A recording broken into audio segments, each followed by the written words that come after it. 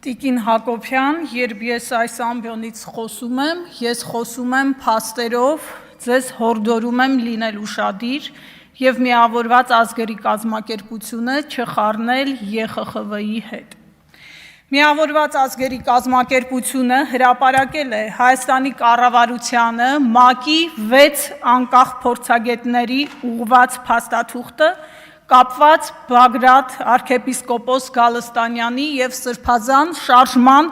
հետ կապված մասնակիցների ձերբակալությունների եւ քրեական գործերի հետ։ Մայիսի 11-ին Հայաստանի կառավարությանը ուղղված այդ փաստաթղթում փորձագետները պարզաբանումներ են պահանջել այդ քրեական գործերով ձերբակալությունների, դրանց իրավաչափության եւ այլ հանգամանքների վերաբերյալ։ Նաև այդ փաստաթղթում նշվել է, որ հունիսի 12-ին տեղի ունեցած միջադեպերը ուղեկցվել են կամայական ձերբակալություններով եւ հունիսի 12-ի միջադեպի արդյունքում 83 ցուցարար եւ 8 լրագրող վնասվածք է ստացել։ Հաջորդը Տիկին Արփի Դավոյան, ես հիմա կթվարկեմ ձեր թիմակիցների անունները, որոնք չեն ծառայել զինված ուժերում։ Նիկոլ Փաշինյան, Էդուարդ Աղաջանյան, Հակոբ Սիմիդյան, Բաբ Կենթունյան, Արարատ Միրզոյան, Արսեն Թորոսյան, Արեն Մկրտչյան, Սարգիս Խանդանյան, Սերգեյ Բագրատյան, Շիրակ Թորոսյան եւ այս ցանկը ավարտուն չէ Տիկին Դավոյան։ Հաջորդը պարոն Էդուարդ Աղաջանյան, երբ խոսեցիք հարուցված քրեական գործերից, որոնք այս ամբողջ նախընտրական ու բուն ընտրական գործընթացում են հարուցվել, ձեզ ուզում եմ հիշեցնել միջազգային հեղինակավոր դիտորդական կազմակերպությունների, այդ թվում ԵԱՀԿ-ԺՄԻԳ-ի եւ ԵԽԽՎ-ի դիտարկումները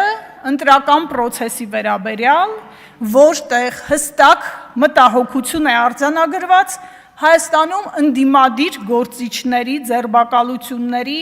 քրեական հետապնդումների կենտրոնացման վերաբերյալ եւ որտեղ խոսք կա ընտրովի արդարադատության ընկալումների ձևավորման մասին։ Սա էլ մենք չենք ասում են անկախ միջազգային հեղինակավոր կառույցները։ Հիմա բուն ելույթս, որը վերաբերում է այսօր այս դահլիճում հնչած արդարացումներին, հարգելի իշխանականներ, դուք ջանք ու եռանդ չէիք խնայում իշխանությունների կողմից եւ արդյոք դա ձեր իշխանությանը ազատում է քաղաքական պատասխանատվությունից Հայաստանում տիրող ներկա խայտառակ վիճակի մասին, ամենևին ոչ պարոն Հարությունյան։ Հարժանապատիվ հայրենակիցներ, ձեզ ուզում եմ մի խոստում հիշեցնել 2018 թվական մայիսի 16 Նիկոլ Փաշինյանը նոր էր ստանձնել վարչապետի պաշտոնը,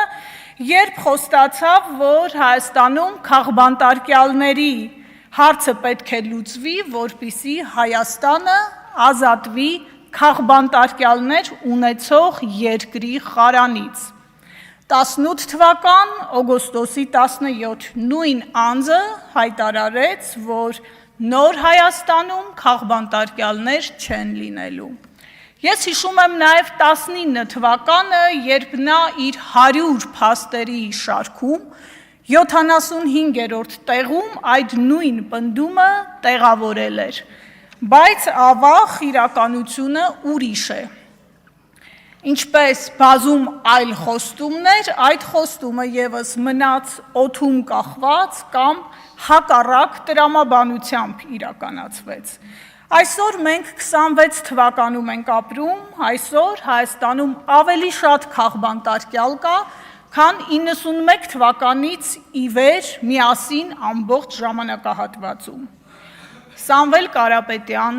Ալեքսան Ալեքսանյան, Սրբազան հայրերը, Արթուր Սարգսյան, Ավետիք Չալաբյան, Արեգնազ Մանուկյան եւ այս ցանկը էլի կարող եմ թվարկել, ներողություն եմ խնդրում բոլոր նրանցից, ում անունները չհնչեցրեցի։ Իշխանությունը, որի ներկայացուցիչներից շատերը իրենց համարում են քաղաքալացյալներ, այսօր Հայաստանում ոչնչացրել են անմեղության կանխավարկածը, մեղադրանքը դարձրել են դատավճիռ, քննչական մարմինների վարկածը չակերտավոր փաստ, իսկ կալանքը պատժիչ միջոց։ Ու ամենակարևորը, մեկ անձի ցանկությունը որևէ մարդու դարձնել հանցագործ, իրավապահ մարմինները որպես օրենք են ընդունում ու իրականացնում են վայրկյանի ճշգրտությամբ։ Այս բարձր ամբիոնից մի շատ պարզ հարց ունեմ, հատկապես ՔՊԱ-կան կանանց։ Դուք ինչ զգացողություններ եք ունենում ամեն անգամ տեսնելիս այն տեսարանները, որոնք հրապարակում են իրավապահ մարմինները։ Դուք ինչ զգացողություն եք ունենում, երբ կարդում եք ձեզ նման մի կնոջ անձնական ընտանեկան կյանք ներխուժելու մասին պաշտոնական հաղորդագրություն։ Գուցե հեշտ է post-factum ասել, որ ափսոսում եք կամ չեք կիսում մոտեցումը։ Արժանապատիվ հայրենակիցներ, ես անուններ նշեցի, որոնց շուրջ քրեական գործեր են հարուցված, բայց դրանք առանձին մարդկային պատմություններ չեն, դրանք համակարգի մասին են։ Մի համակարգի մասին են, որտեղ 2022 թվականի հուլիսի 15-ին դատարանի նիստերի դահլիճում ուղիղ եթերում մարդ մահացավ։ Արմեն Գևորգյանը, սա ներողություն, Արմեն Գրիգորյանը, Արմեն Գևորգյանը, ոչ այո, ներողություն Գրիգորյանը, սա մի համակարգի մասին է, որտեղ 2019 թվականի հունվարի 26-ին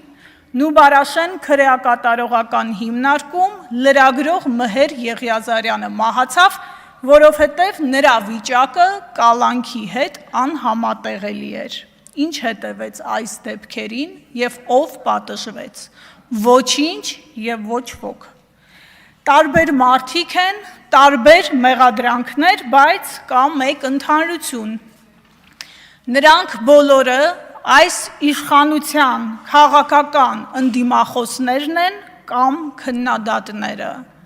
Վերջում, հարգելի ՔՊԱ-կաններ, մի բան լավ հիշեք, ցանկացած իշխանություն ժամանակավոր է, ձերը նույնպես։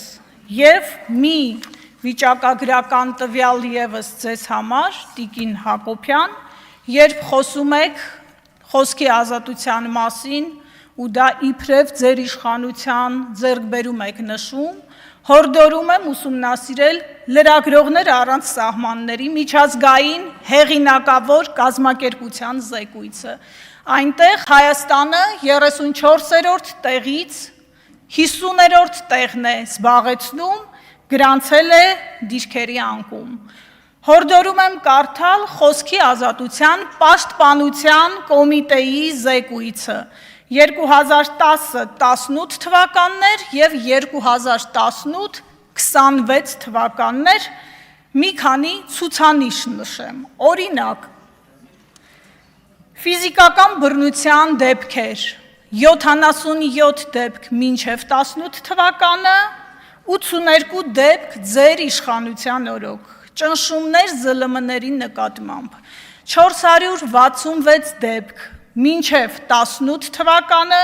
795 դեպք ձեր իշխանության օրոք, տեղեկատվության ազատության և տարածման հետ կապված խնդիրներ, 209 դեպք մինչև 18 թվականը և 825 դեպք ձեր իշխանության օրոք։ Սա Տիկին Հակոբյան ասում է խոսքի ազատության պաշտպանության կոմիտեն, չի ասում 5-րդ տալիքը, որտեղ ես աշխատել եմ 8 տարի և հպարտ եմ դրա համար։